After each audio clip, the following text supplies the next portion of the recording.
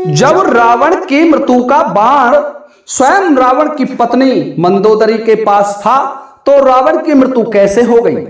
आखिरकार वह बाण कैसे पहुंचा भगवान श्री राम के पास? कैसे हुआ रावण की मृत्यु के बाण का निर्माण? क्या कारण था? कहां से आया रावण को मारने वाला अद्भुत बाण?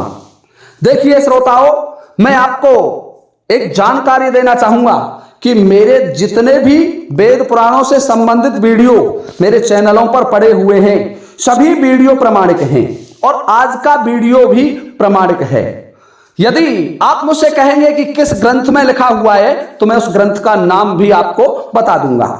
तो देखिए, मैं आपको रावण की मृत्यु के बाण का रहस्य बताने जा रहा हूं। बड़ी ही अद्भुत कथा है, आपने शायद पहले कहीं नहीं पढ़ी होगी, और यदि किसी श्रोता ने पढ़ी हो तो कृपया मुझे कमेंट करके जरूर बताएं। देखिए, एक समय की बात है कि दशानन रावण ऋषियों को परेशान करता हुआ, ऋषियों को मारता हुआ, ऋषियों से कर लेता हुआ चला जा रहा था। विश्व विजय का लक्ष्य रावण के दिमाग में था, संसार को जीतने की इच्छा थी। तो उस समय वह मदांध हो गया था और मद में अंधा रावण ना कोई गरीब को देख रहा है, किसी ना असहाय को देखता है, ना किसी ऋषि को देख रहा है, ना किसी ब्राह्मण को देख रहा है।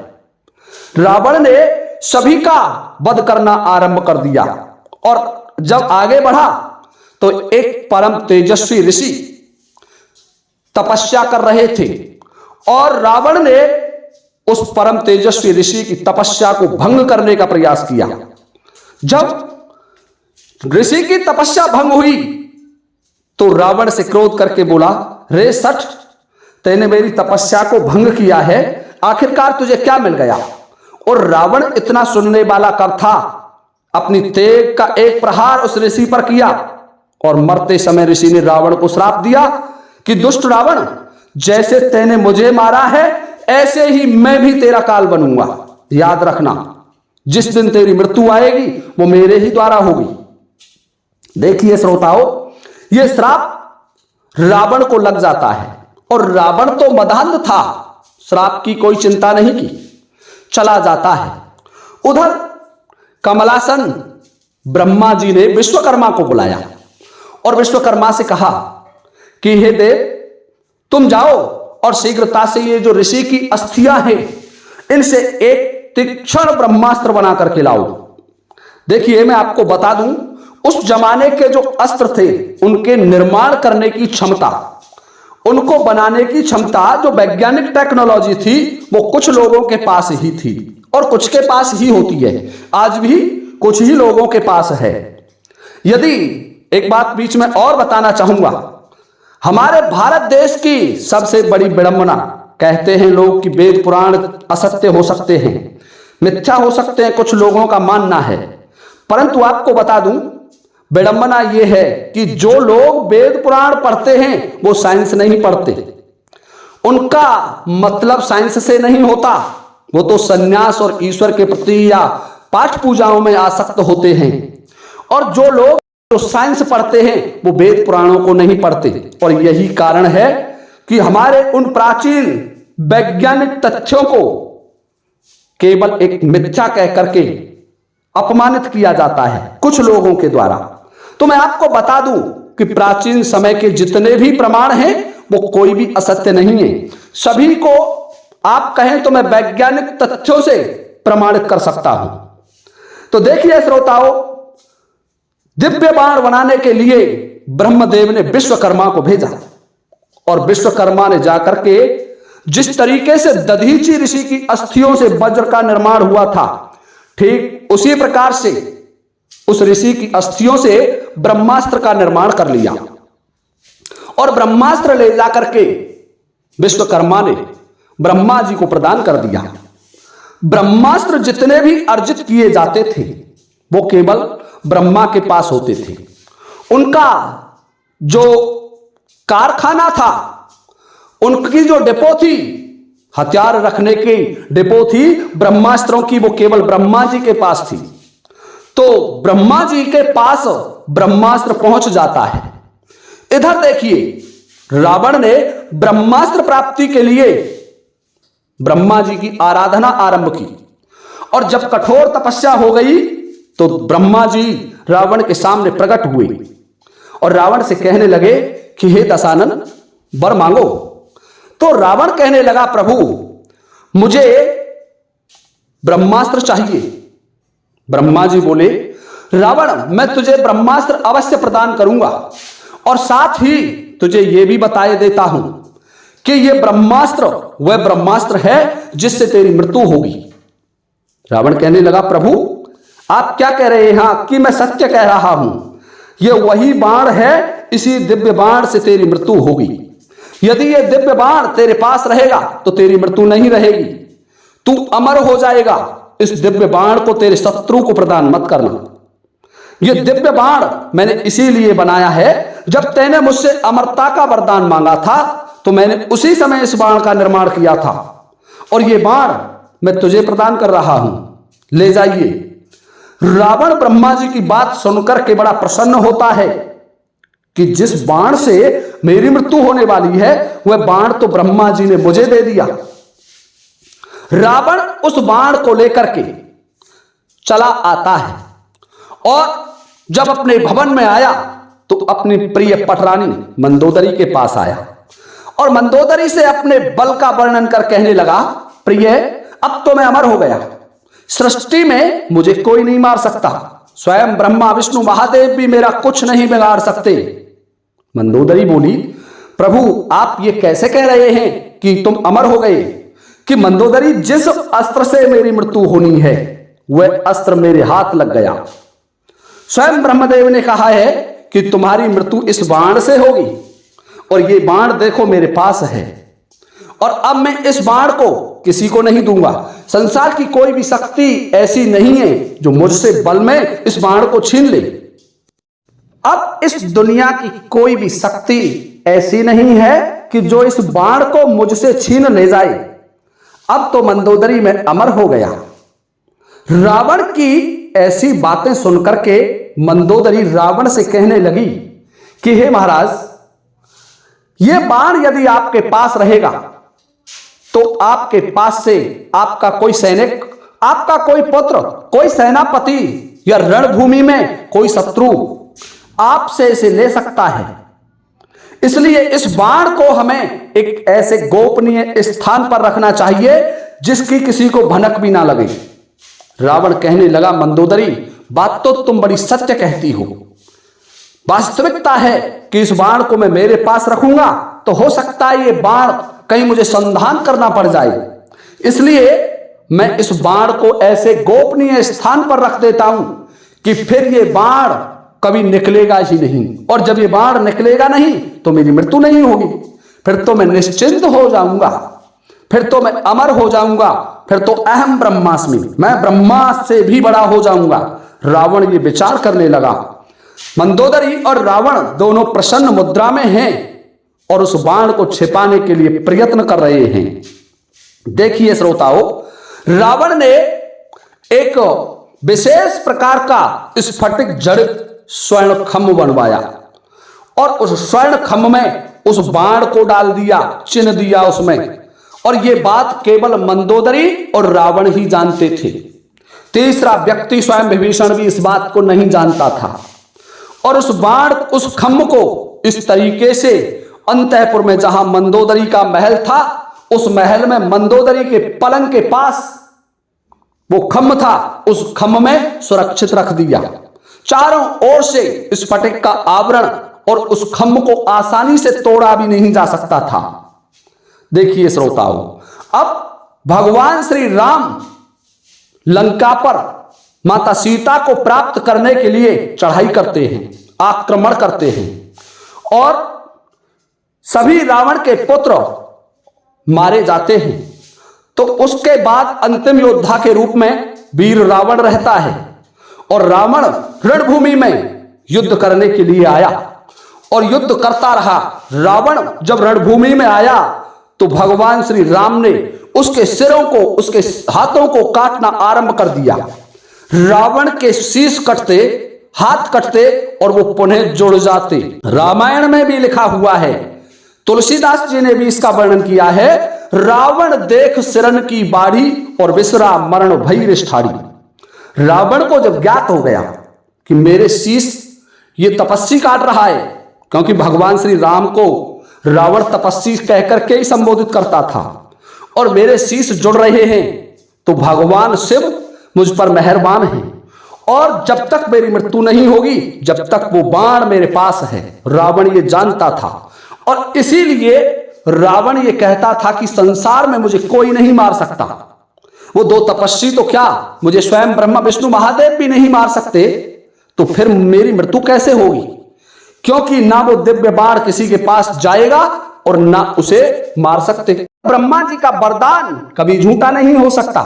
मुझे ब्रह्मदेव ने वरदान स्वरूप कहा था कि तुम्हारी मृत्यु तो इसी बाण से होगी, तो फिर मुझे कौन मारेगा? रावण के सिर कट रहे हैं और वो जुड़ जाते हैं। भगवान श्री राम रावण के उन सिरों को और भुजदंडों को काटते काटते परेशान हो जाते हैं। कई दिन का संग्राम चला, कई दिन युद्ध हुआ, और भगवान श्री राम रणभूमि में रावण के हाथों को काटते, शीशों को काटते, और वो पुनः नवीन उग जाते, क्योंकि रावण की मृत्यु का बाण तो सुरक्षित रखा था।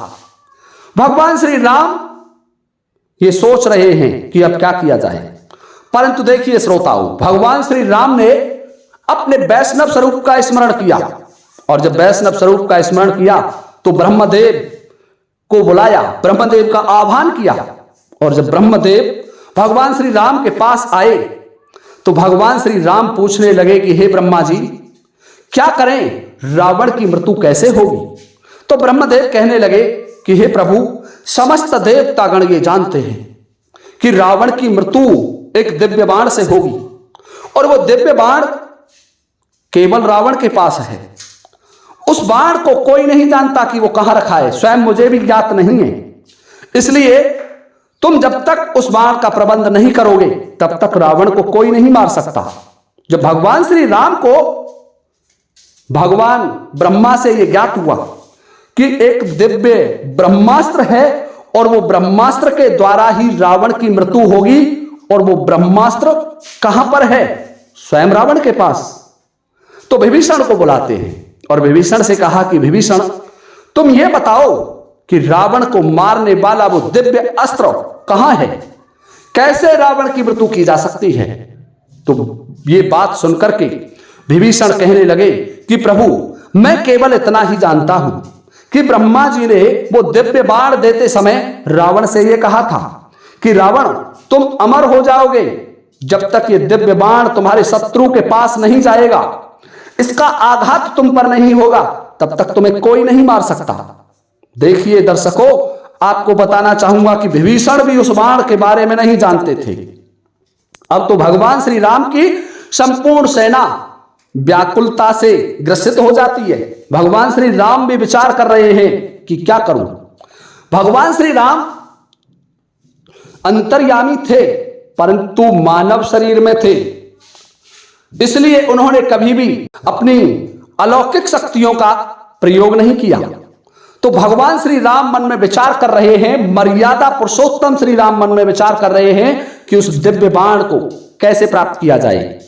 तो हनुमान जी भगवान श्री राम की पीड़ा को देख करके खड़े हुए और कहने लगे, प्रभु, आपके आशीर्वाद से आपका ये सेवक सब कुछ करने में सक्षम है। मैं जाऊंगा और उस दिव्य बाण को लेकर के आऊंगा, जब तक कुछ भी हो जाए वापस नहीं लौटूंगा, जब तक वो दिव्य बाण आपके चरणों में ला करके अर्पित नहीं कर दूंगा। देखिए श्रोताओं, भगवान श्री राम ने हनुमान जी को आशीर्वाद दिया और हनुमान जी लंका की तरफ प्रस्थान करते हैं। हनुमान जी ने एक विप्र का रूप धारण किया, हाथ में पोथी, पन्ना, पत्रा और माथे पर तिलक, जनेऊ और हाथ में एक कमंडल लेकर के चल देते हैं। एक विप्र बन गए, गरीब ब्राह्मण बन गए और चले जा रहे हैं और वहां पहुंच जाते हैं जहां मंदोदरी का अंतःपुर था। रावण उस समय यज्ञ की दीक्षा लेने की सोच रहा था, अपने मंत्रियों से मंत्रणा कर रहा था कि माता भवानी का अक्षय यज्ञ करूंगा, अक्षय यज्ञ करूंगा। और ये विचार कर रहा था और हनुमान जी पहुंच जाते हैं मंदोदरी के पास। विप्र का रूप धारण किए हुए था और मंदोदरी को देख करके कहने लगा, हे देवी, मैं एक ब्राह्मण हूं और मैं गणना में इतना जानता हूं कि स्वयं ब्रह्मा जी भी मेरा मुकाबला नहीं कर सकते। मेरी गणना अलौकिक है, परंतु हे देवी, मुझे इस समय कुछ भूख लगी हुई है, क्या आपके यहां मुझे कुछ भोजन मिलेगा? मंदोदरी कहने लगी कि अवश्य ब्राह्मण देव, मैं तुम्हें भोजन कराऊंगी, बैठिए।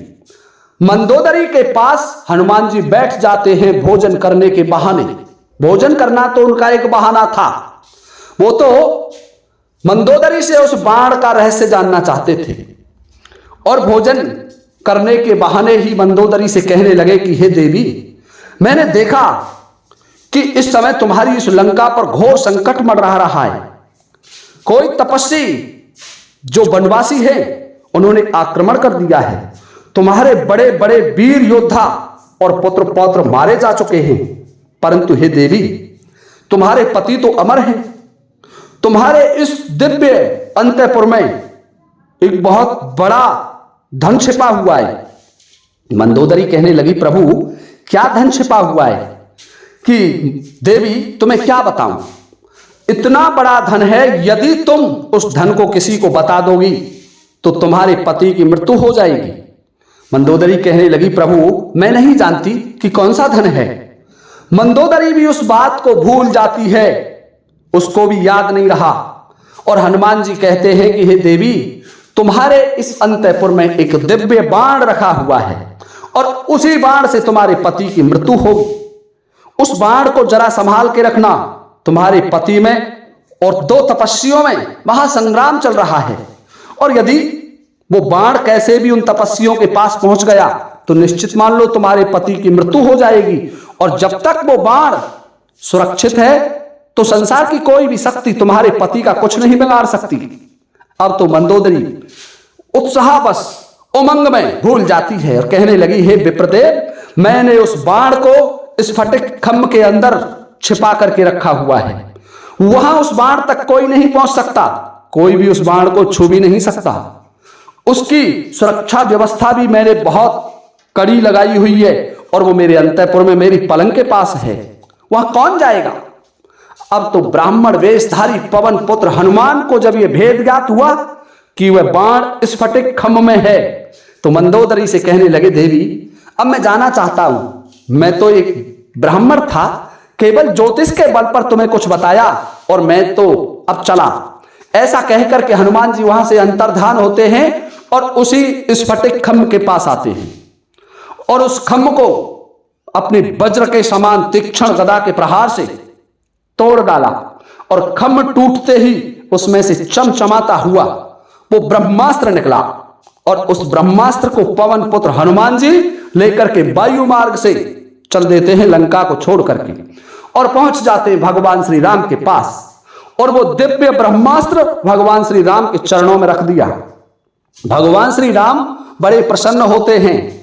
देखिए श्रोताओं, ये फिर भी कह रहा हूं कि ये कथा प्रमाण से है, एक रामायण से मैं आपको सुना रहा हूं। और भगवान श्री राम जब दूसरे दिन रावण के सामने रणभूमि में आए तो उसी दिव्य बाण से रावण का वध किया था। वही दिव्य बाण था, वही ब्रह्मास्त्र था। देवताओं ने रावण की मृत्यु का समय भी निर्धारित कर दिया था और उसी समय वो ब्रह्मास्त्र भगवान श्री राम के पास आ गया, तब जाकर के रावण की मृत्यु हुई। ये था रावण की मृत्यु के बाण का रहस्य, जो शायद कुछ रामायणों में ही मिलता है, सभी रामायणों में इसका उल्लेख नहीं किया गया है। श्रोताओं, यदि आपको हमारा ये वीडियो अच्छा लगा हो तो कृपया इस वीडियो को अधिक से अधिक शेयर करें, अपने मित्रों को भेजें और रामायण के एक सत्य वृतांत को सबको सुनाएं जो इससे अनभिज्ञ हैं। और अब मैं आप सभी से लेता हूं अनुमति इस वीडियो को विराम देने की। इसी के साथ जय हिंद, जय भारत।